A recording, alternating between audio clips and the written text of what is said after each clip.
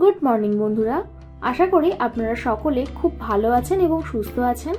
আজকে আবার একটা নতুন রেসিপির মাধ্যমে কুকস অ্যান্ড কম্প্যানিয়নে আপনাদের সবাইকে স্বাগত জানাচ্ছি। বন্ধুরা, গরম তো প্রচণ্ড পড়েছে, আর এই গরমে ঠান্ডা শরবত খেতে কিন্তু আমরা দারুণ ভালোবাসি, তাই না? চলুন আজ আমি আপনাদের খুব টেস্টি একটা বেলের শরবত বানিয়ে দেখাবো। ছোট থেকে বড় সবাই এটা খেতে পছন্দ করবেন। তাহলে বেশি দেরি না করে শুরু করা যাক।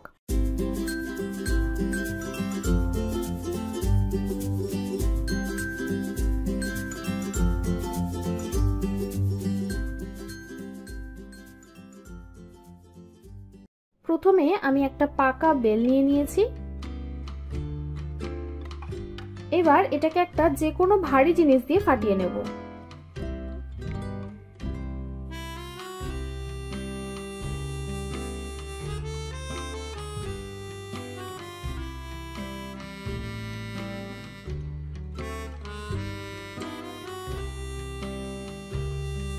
এখন একটা চামচের মাধ্যমে বেল থেকে সম্পূর্ণ শাঁসটা বার করে নিতে হবে।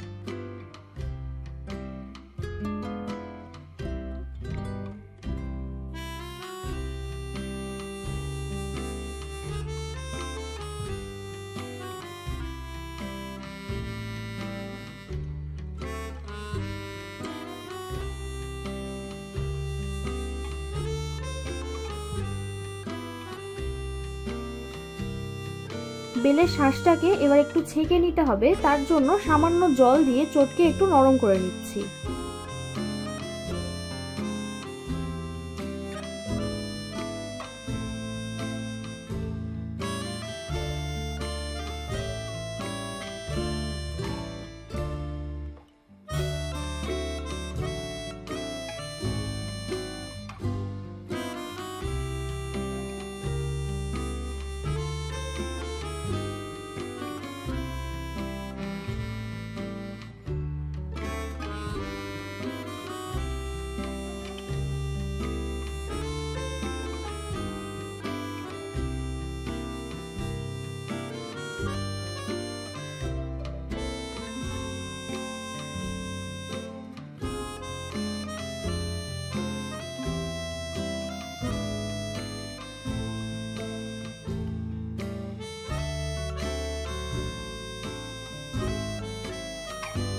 এবার একটা বড় পাত্রে এইরকম একটা ছাঁকনি নিয়ে তার মধ্যে বেলের পাল্পটা পুরোটা দিয়ে দেব।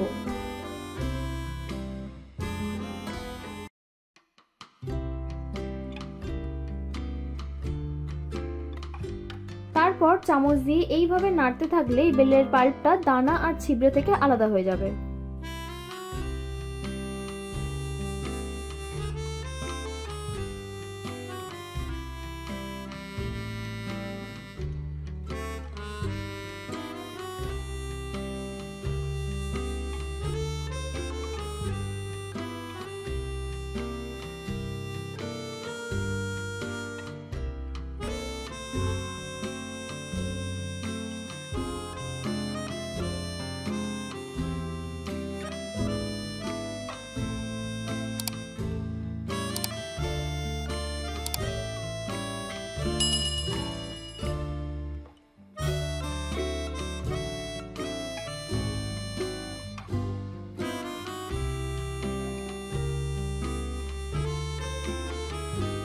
এই দেখুন, একটা বেল থেকে ঠিক এতটা দানা সহ ছিবড়ে বেরিয়েছে।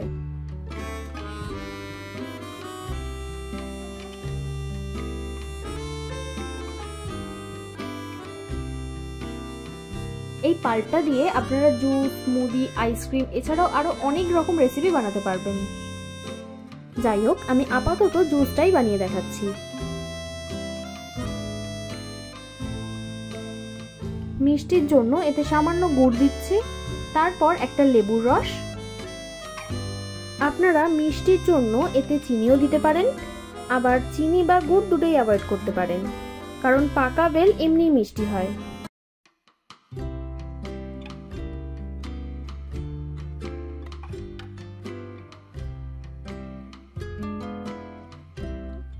লেবুর রস দেওয়ার পর এতে হাফ টিস্পুন বিট নুন দিয়ে একটু মিশিয়ে নেব।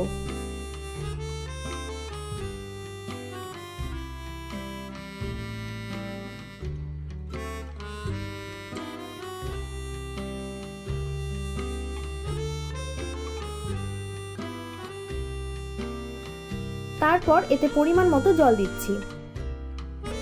1 কাপ বেলের পাল্প হলে অনুপাতে 2 কাপ জল দেবেন, তাহলে একদম ঠিকঠাক হবে।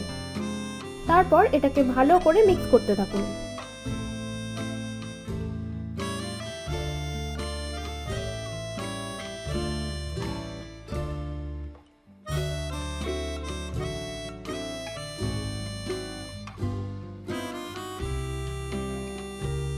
মিক্স করার পর এটাকে ফ্রিজে রাখতে পারেন অথবা এমনিই খেতে পারেন।